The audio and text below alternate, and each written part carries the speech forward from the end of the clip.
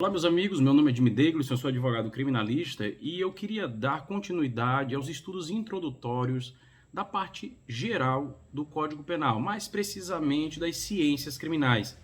Eu havia feito uma compilação de vídeos sobre os princípios penais, fazendo um comentário mais aprofundado, mas havia dado um tempo com relação a esse projeto. Porém, eu agora quero continuar e hoje quero falar de um assunto muito interessante, muito importante e que diz respeito, inclusive, à prática judiciária, que são os tópicos relativos ao direito penal transitório, ou como em outros manuais é chamado, aos aspectos da lei penal no tempo.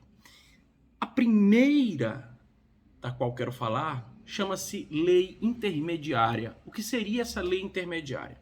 A lei intermediária é aquela lei que não estava vigendo no dia do fato, porém, quando o processo nasceu, ela passou a viger, mas antes da decisão final, não vigia mais, porque havia sido revogada por uma outra lei.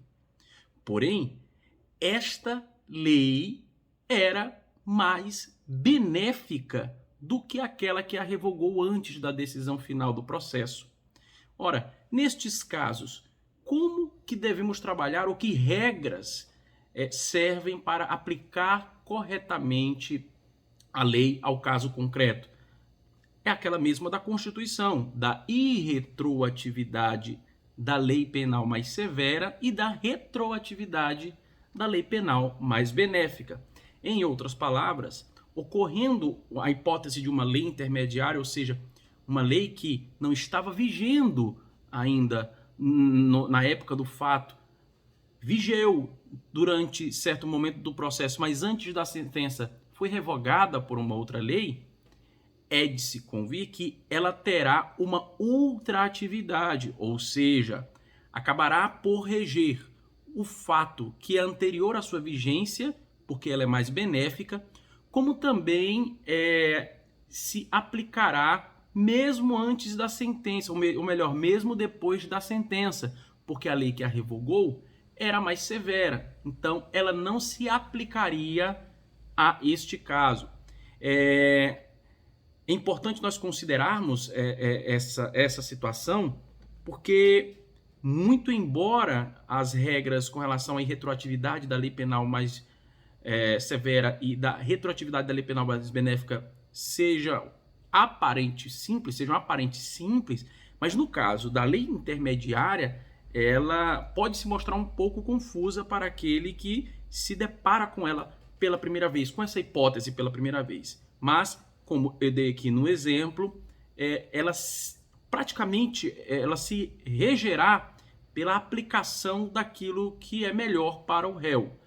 Nesse caso, volto a dizer, se a lei intermediária era menos severa, ela ainda assim se aplicará ao caso concreto no momento da sentença, mesmo não estando vigendo e mesmo não estando vigendo também quando da ocorrência do fato.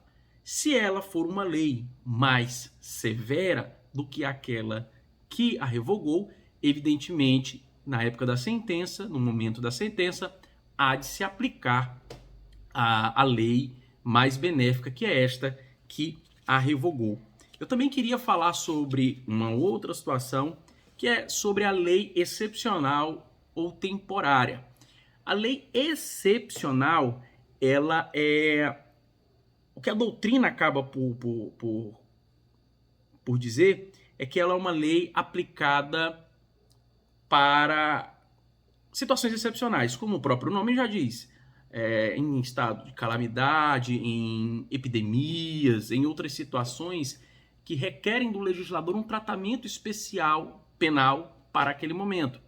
Então, ela vige durante aquela excepcionalidade. As leis temporárias são leis que são aplicadas a casos excepcionais também, mas elas já não dizem respeito a alguma calamidade. Ela tem um tempo de vigência pré-determinado na lei que a estabeleceu, né? Por exemplo, a lei da Copa, que estabeleceu alguns crimes que passaram a viger no momento da Copa do Mundo, ela é uma lei temporária e, portanto, ela só vai valer enquanto a Copa do Mundo durar. É claro que essa nomenclatura acaba se convergindo do ponto de vista semântico, porque uma lei temporária, ela também é excepcional. E uma lei excepcional, ela é também temporária, por assim dizer.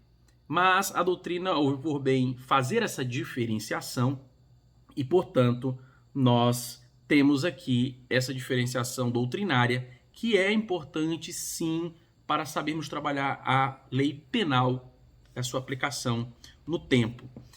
Há uma discussão se estas leis são constitucionais.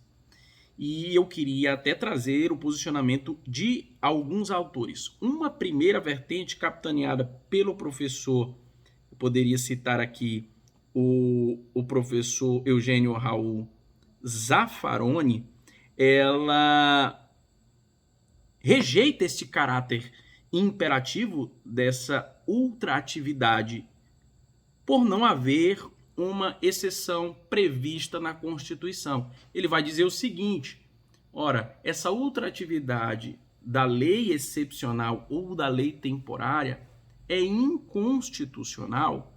Por quê? Porque não se pode estabelecer crimes com leis condicionadas no tempo, uma vez que não há no texto constitucional, na nossa Constituição, uma previsão.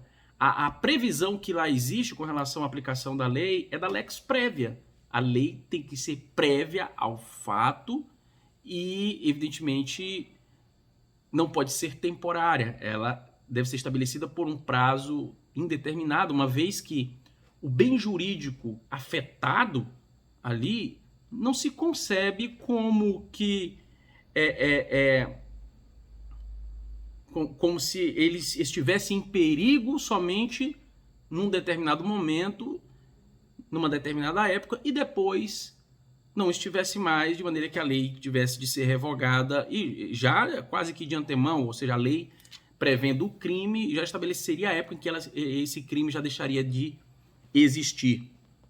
A segunda corrente, já é aquela que eu expliquei, consagra a ultraatividade dessas leis. Eu até coloquei aqui umas anotações, porque a revogação de uma lei temporal ela está vindo condicionada apenas pelo desaparecimento do motivo que a originou, e não por uma mudança na concepção jurídica. A concepção jurídica é a mesma, ela apenas vigerá por um determinado tempo e não há nada de errado com isso. A quem assiste essa razão? Então, aqueles que discordam das leis excepcionais ou temporárias ou aqueles que concordam com ela? Bem, a resposta ela deve vir precedida da leitura que fazemos do artigo 3º do Código Penal.